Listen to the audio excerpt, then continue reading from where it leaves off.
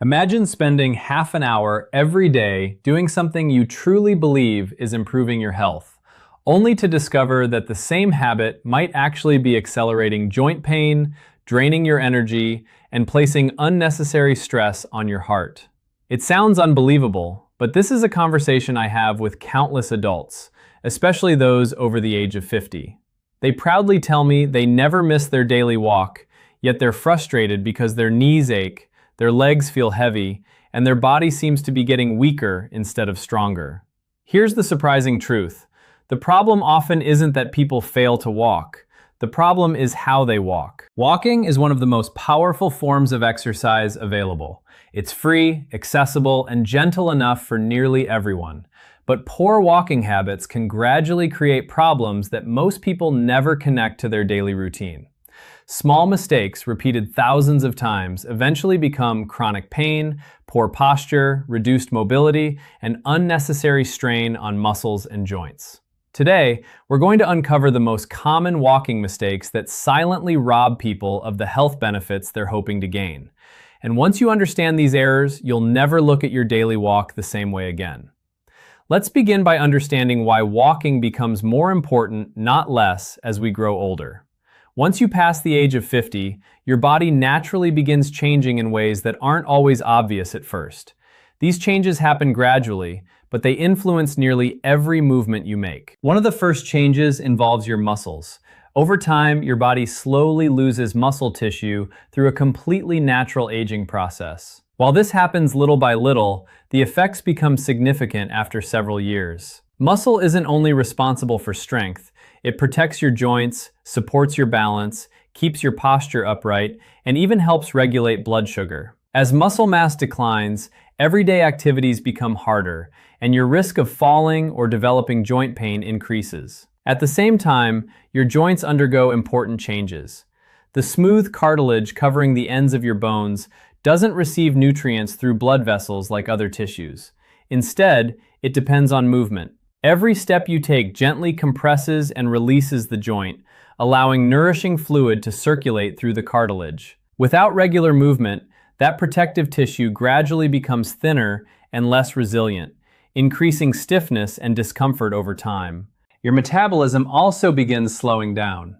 Many people wonder why maintaining the same weight suddenly becomes more difficult, despite eating the same meals they enjoyed years earlier. One major reason is that your body simply burns fewer calories while resting than it once did. This means healthy movement becomes increasingly valuable for maintaining both weight and overall health. Then there's circulation. As the years pass, blood vessels naturally become less flexible, making it more difficult for blood to travel efficiently to your legs and feet. This is one reason many older adults complain of cold feet, tired legs, nighttime cramps, or swelling after standing for long periods. Here's the encouraging part. Walking is one of the few activities that supports every one of these systems at the same time. It stimulates muscles, nourishes joints, improves circulation, boosts metabolism, and helps maintain heart health. Regular walking has also been associated with better balance, healthier bones, improved blood sugar control, and sharper mental function. But there's one condition. You have to walk correctly. Simply moving your legs isn't enough. Poor technique can reduce many of these benefits and, in some cases, even create new physical problems. The first mistake is one I witness almost every day. People step outside and immediately begin walking as fast as they possibly can. It feels efficient. After all, if your goal is exercise, why waste time moving slowly? Because your body isn't designed to switch instantly from complete rest into full activity. When you begin walking too quickly, several things happen simultaneously. Your muscles haven't warmed up yet. Cold muscles are naturally stiffer and less flexible, making them more vulnerable to tiny strains that may not hurt immediately, but accumulate over weeks and months. Your joints aren't fully prepared either. During periods of rest, the lubricating fluid inside your joints isn't evenly distributed. Gentle movement is what spreads this protective layer across the cartilage, allowing the joints to glide smoothly. Rushing into a brisk pace before this happens places unnecessary stress on those delicate surfaces. Even your heart prefers a gradual transition. Sudden bursts of activity force your cardiovascular system to respond much more aggressively than necessary. A slower beginning allows your heart rate, breathing, and circulation to increase steadily instead of all at once. Fortunately, fixing this mistake is incredibly simple. Begin every walk with 3 to 5 minutes of relaxed, comfortable walking. Think of it as preparing your entire body for the activity ahead. During those few minutes, your muscles warm up, your joints become properly lubricated, and your cardiovascular system settles into a comfortable rhythm. Only after that should you gradually increase your speed. It requires no extra time, only a little patience, and your body will thank you for it every single day. But warming up is only the beginning.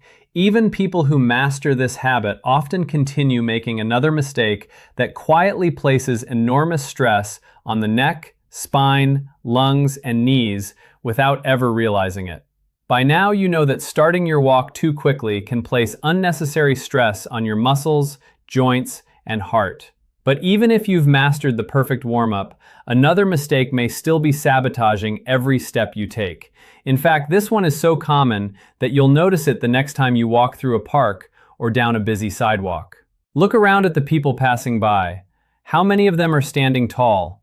Most are leaning forward. Their shoulders are rounded, their heads are pushed out in front of their bodies, and their eyes remain fixed on the ground just a few feet ahead. It may seem harmless, even natural, but this posture quietly places tremendous stress on the body with every single step. Your head may not feel particularly heavy, but it weighs around 10 to 12 pounds. When it's positioned directly above your shoulders, your spine supports that weight efficiently.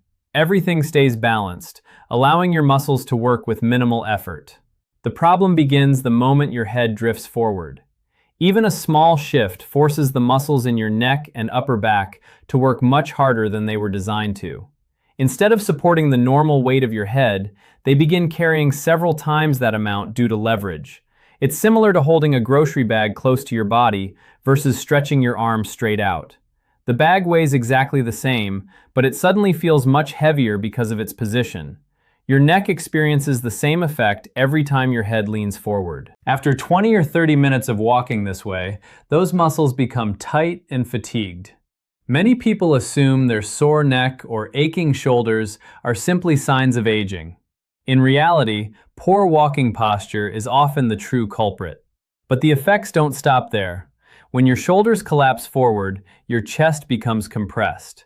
This limits the movement of your diaphragm, the primary muscle responsible for deep breathing. Instead of filling your lungs completely, you begin taking shallow breaths using only the upper portion of your chest. Less oxygen reaches your muscles. Less oxygen reaches your brain. As a result, you tire much faster than necessary. Many adults believe they're simply out of shape because they become exhausted during a walk. Often, the issue isn't fitness at all. It's inefficient breathing caused by poor posture. Then comes another chain reaction. When your head moves forward, your lower back instinctively adjusts to keep your balance. Your pelvis changes position, your hips rotate differently, and your knees begin absorbing force at angles they were never designed to handle. One small posture error gradually spreads throughout your entire body. The knees feel more pressure, the hips become tighter, the lower back starts aching. Even your feet can begin working differently as they compensate for the imbalance above them. Fortunately, correcting this problem doesn't require expensive therapy or difficult exercises. Instead, imagine an invisible string gently lifting the top of your head toward the ceiling or the sky above you. Don't force yourself into an exaggerated military stance. Simply allow your spine to lengthen naturally. Relax your shoulders. Let them settle comfortably back instead of rolling forward. Keep your chin level with the ground rather than pointing downward. And instead of staring at your feet, look ahead toward the horizon. These small adjustments instantly place your body into a more efficient position. Your lungs can expand fully, your neck muscles relax, your spine distributes weight evenly. Your knees and hips begin moving through healthier alignment. Most people notice that walking actually feels easier within minutes. Now let's talk about something many people overlook completely, their shoes. It's easy to believe that any comfortable sneaker will do. After all, if the shoes don't hurt your feet, they must be fine, right? Unfortunately, that's not always true. As we age, the natural cushioning on the bottom of our feet gradually becomes thinner. Years ago, those soft tissues absorbed much of the impact every time your heel touched the ground. Today, your shoes have to perform much of that job. If they fail, every step sends shock upward through your ankles, knees, hips, and lower back. At the same time, the muscles and supportive tissues inside your feet naturally become weaker with age. Without adequate support, the arch of the foot may slowly flatten. That change alters the alignment of your ankles, affects your knees, changes hip mechanics, and eventually influences your entire posture. Choosing the right walking shoe isn't about fashion, it's about protecting every joint above your feet. A good walking shoe should provide balanced cushioning, not so soft that your foot sinks excessively, but not so firm that every impact travels directly into your skeleton. It should support the natural curve of your foot while still allowing flexibility through the front, where your foot bends naturally with each step. Another mistake surprises many people. They continue wearing shoes that appear perfectly fine on the outside. Here's the problem. The materials responsible for absorbing impact gradually lose their effectiveness long before the shoe looks worn out. The sole may still appear almost new, yet the internal cushioning has already deteriorated. If you walk regularly, replacing your walking shoes every year or whenever they lose their supportive feel can help reduce unnecessary stress on your joints and improve overall comfort. However, even the best posture and the best shoes can't compensate for another common habit that prevents your body from receiving the full benefits of walking. By now, you've learned how a rushed start can strain your body and how poor posture and worn-out shoes can quietly steal the benefits of walking. But even if you've corrected those mistakes, there's another habit preventing many people from seeing real improvements. It's not about how far you walk, it's about how often. One of the most common routines I hear goes something like this. I'm busy during the week, so I make up for it with one long walk every Saturday or Sunday. It sounds reasonable. After all, an hour or two of walking should count for something, right? It certainly isn't useless, but it doesn't give your body what it truly needs. Your body doesn't respond best to occasional bursts of effort. Instead, it thrives on consistency. Think of your health like learning a new language or playing a musical instrument. Practicing for 15 minutes every day produces far better results than practicing 3 hours once a week. Your body works in much the same way. Each time you walk, you're sending your body an important message. Stay strong, stay active, prepare for this again tomorrow. Your heart responds by becoming more efficient. Your muscles gradually become stronger. Your circulation improves. Your metabolism remains active. Your balance becomes steadier.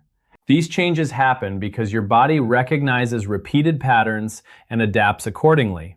But if you spend 6 days sitting and then suddenly force yourself through an exhausting weekend walk, your body doesn't receive a consistent signal. Instead, it experiences a single episode of physical stress.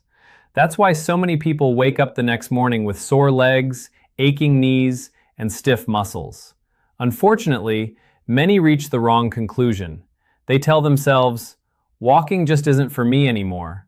The truth is usually very different. Their bodies weren't rejecting walking, they were reacting to an inconsistent routine.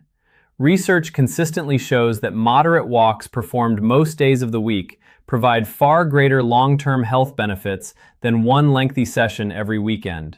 You don't have to walk for hours. In fact, you shouldn't feel like you have to. 20 to 30 minutes on most days is enough to support cardiovascular health, improve circulation, maintain muscle strength, and help manage blood sugar. If that still sounds overwhelming, begin even smaller. Start with 10 minutes. Repeat it several days each week.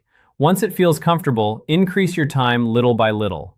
Progress that lasts is almost always gradual. Trying to do too much too soon often leads to frustration, or worse, injury. Now let's talk about something nearly everyone ignores while walking: your arms. Take a moment to picture the average person walking through a shopping center or neighborhood. How are their arms positioned? Many let them hang completely still. Others keep them stiff against their sides. Some place both hands inside their pockets. It feels comfortable, but it changes the mechanics of your entire body. Walking is naturally a full-body movement.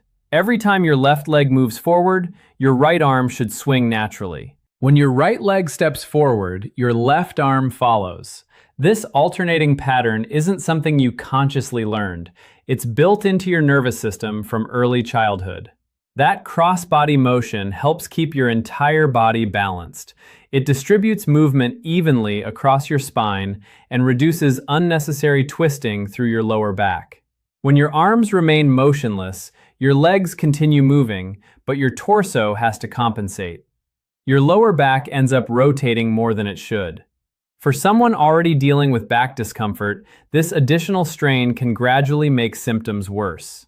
Proper arm movement also activates muscles many people don't even realize they're using. Your shoulders participate, your upper back contributes, your chest muscles engage naturally. Instead of only exercising your legs, you're encouraging your entire upper body to join the movement.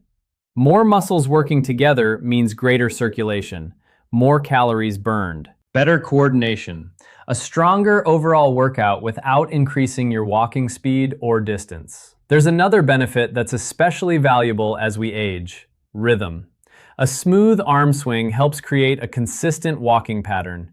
That rhythm improves coordination and makes it easier to maintain balance. For older adults, maintaining balance becomes increasingly important because the body's natural stability gradually declines over time. Fortunately, correct arm movement is incredibly simple. Keep your elbows comfortably bent. Allow your arms to swing naturally from your shoulders. Don't exaggerate the motion. There's no need to pump your arms aggressively like a competitive athlete. Simply let them move in opposition to your legs. Within a few walks, most people notice something surprising. Walking actually feels easier.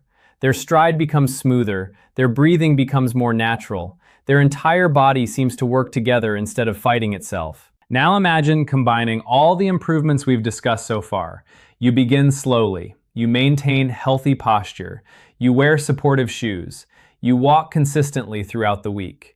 Your arms move naturally with every step.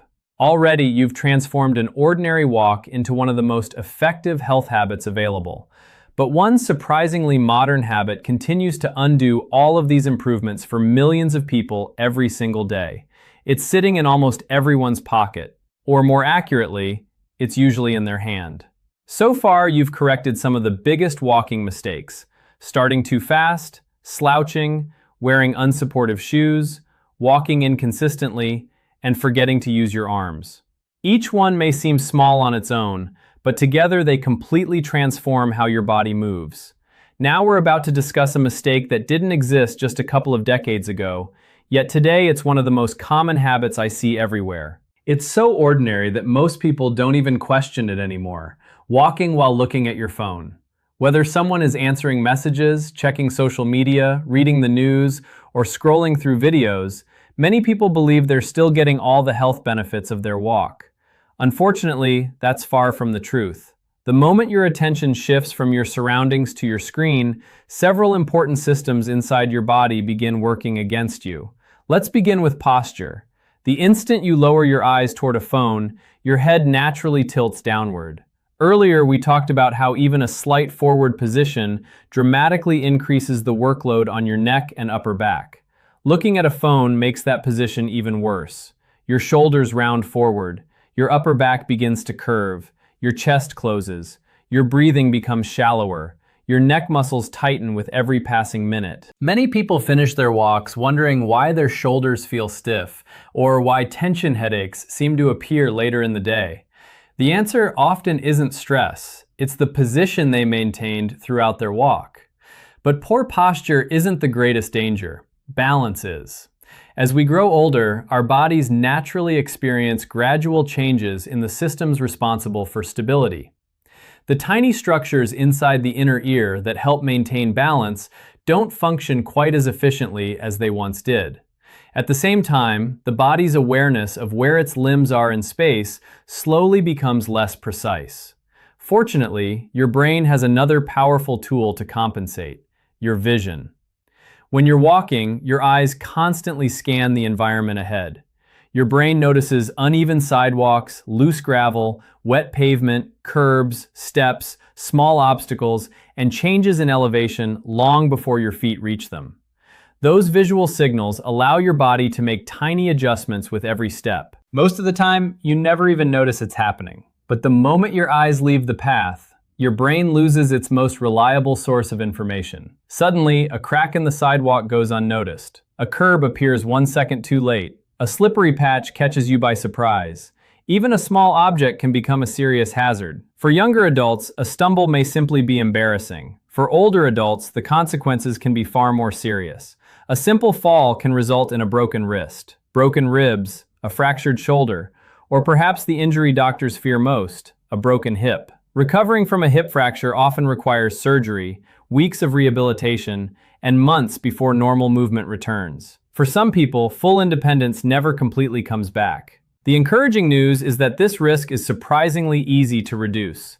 Keep your phone in your pocket while you walk. If you enjoy listening to music, audiobooks, or podcasts, that's perfectly fine. Use wireless earbuds or headphones if they're safe in your environment. Let your ears stay occupied, but keep your eyes focused on the world around you. There's another important reason to put the phone away. Walking isn't only exercise for your body, it's exercise for your brain. When you pay attention to your surroundings, your brain constantly processes distance, direction, movement, balance, and coordination. It evaluates surfaces, adjusts your stride, responds to changing conditions. This continuous mental activity helps keep important neurological pathways active. Walking mindfully becomes a workout for both your muscles and your mind. Constantly staring at a screen takes much of that benefit away. Your legs continue moving, but your brain is focused somewhere else entirely. Now let's talk about one final mistake that almost nobody discusses: recovery. Many people assume walking is so gentle that the body doesn't need any care afterward. That's a misunderstanding. Every form of physical activity, even low-impact movement, creates small demands on your muscles, joints, and cardiovascular system. Recovery is the stage where your body becomes stronger. Let's begin with something incredibly simple: water. Muscles depend on proper hydration to contract efficiently, recover properly, and remain flexible. Even mild dehydration can reduce muscle performance, increase fatigue, and make cramps more likely. After your walk, drink a full glass of water. It isn't complicated, it isn't expensive, yet it supports nearly every recovery process taking place inside your body. Next comes stretching. As you walk, your leg muscles repeatedly contract thousands of times. Without gentle stretching afterward, they often remain slightly shortened. Day after day, week after week, that tightness gradually builds. The calves become stiff, the backs of the thighs tighten, the hips lose flexibility. The lower back starts feeling rigid. 5 minutes of gentle stretching after each walk helps maintain flexibility and keeps your joints moving comfortably. You don't need advanced yoga poses. Simple stretches performed slowly and comfortably are often enough. Finally, let's discuss rest. Some people believe that if walking is healthy, then walking every single day without a break must be even healthier. The human body doesn't work that way. Exercise creates the stimulus. Recovery creates the improvement. Your muscles rebuild while resting. Your joints adapt while resting. Your cardiovascular system becomes stronger while resting. Without recovery, progress eventually slows. 1 or 2 lighter days each week allow your body to absorb the benefits of all the work you've been doing. Think of your walking routine as a complete system. Walk consistently, stay hydrated, stretch afterward, allow yourself appropriate recovery. When all of these pieces work together, the results become far more powerful than focusing on exercise alone. But there's one final lesson that brings everything together: a simple 7-step plan you can begin using immediately to make every walk safer, easier, and dramatically more effective. We've covered a lot throughout this series. You now understand why rushing into a fast pace can strain your body, how poor posture quietly damages your neck and spine, why supportive shoes matter far more than most people realize, why consistency always beats occasional marathon walks, how natural arm movement improves balance and efficiency, why your phone belongs in your pocket instead of your hand, and why recovery is just as important as the walk itself. Now it's time to put everything together into one simple plan you can begin using today. Think of this as your personal walking checklist. You don't need expensive equipment. You don't need a gym membership. You don't even need to walk farther than you already do. You simply need to walk smarter. Step 1. Always begin slowly. Resist the temptation to rush out the door. For the first 3 to 5 minutes, walk at an easy, comfortable pace. Allow your muscles to warm naturally. Give your joints time to distribute their protective lubrication. Let your heart gradually increase its workload instead of forcing it to respond suddenly. Those first few minutes prepare your entire body for everything that follows. Ironically, walking slower at the beginning often allows you to walk farther and feel better by the end. Step 2. Check your posture. Before taking your first step, perform a quick body scan. Lift your head gently. Relax your shoulders. Open your chest. Keep your eyes focused ahead rather than down at the ground. Imagine someone gently lifting you upward from the top of your head. This simple mental picture naturally aligns your spine without creating unnecessary tension. As you continue walking, check your posture every few minutes. Small corrections prevent small mistakes from becoming painful habits. Step 3. Respect your feet. Your feet support every pound of your body with every single step. Treat them well. Wear walking shoes that provide cushioning, proper support, and flexibility where your foot naturally bends. Don't wait until the outside of the shoe looks damaged. If you've been walking regularly in the same pair for many months and they no longer feel supportive, replacing them may protect your knees, hips, and lower back far more than you realize. Healthy movement begins at ground level. Step 4. Choose consistency over distance. You don't need exhausting weekend workouts to become healthier. Your body responds best to regular movement. Walking 20 to 30 minutes on most days of the week usually delivers greater long-term benefits than one extremely long walk every weekend. If you're just getting started, don't worry about reaching 30 minutes immediately. Begin where you are. 10 minutes is enough to start building momentum. After a couple of weeks, increase your time gradually. Slow progress that continues is far more valuable than fast progress that ends after a few days. Step 5. Let your whole body participate. Walking is not only about your legs. Allow your arms to swing naturally. Keep your elbows comfortably bent. Relax your shoulders. This natural movement improves rhythm, activates more muscles, increases circulation, and reduces unnecessary stress on your lower back. Many people are surprised by how much smoother walking feels once they stop keeping their arms perfectly still. Step 6. Stay present. Walking offers something many forms of exercise cannot. It gives you an opportunity to reconnect with your surroundings. Notice the trees, listen to the birds, feel the breeze, pay attention to your breathing, observe your stride. Leave your phone in your pocket whenever possible. Those messages and notifications can wait. Your health cannot. Being mentally present while walking strengthens awareness, improves coordination, reduces the risk of falls, and gives your brain valuable stimulation alongside the physical benefits. Sometimes the greatest gift a walk provides isn't stronger muscles. It's a calmer mind. Step 7. Finish strong. Your walk doesn't truly end the moment you stop moving. Recovery completes the process. Drink water. Replace the fluids your body has used. Spend 5 minutes stretching your calves, thighs, hips, and lower back. Allow your muscles to relax before sitting down for the rest of the day. And don't forget to schedule 1 or 2 lighter days each week. Rest isn't the enemy of progress. It's one of the reasons progress happens at all. When you combine movement with proper recovery, your body becomes stronger, more flexible, and more resilient over time. Now here's something worth remembering. None of these habits are dramatic. None require expensive equipment. None demand extraordinary athletic ability. They're simply small adjustments. But small adjustments repeated every day create remarkable results over the course of months and years. Every healthy step strengthens your muscles. Every balanced stride supports your joints. Every deep breath nourishes your heart. Every consistent walk helps preserve your independence. The goal isn't just to add years to your life. The goal is to add life to your years. Imagine reaching your 70s, 80s, or even beyond while still enjoying walks with your family, playing with your grandchildren, traveling confidently, climbing stairs without fear, and living independently. That future isn't determined by luck alone. It's influenced by the decisions you make every single day. And one of the simplest decisions you can make is choosing to walk correctly.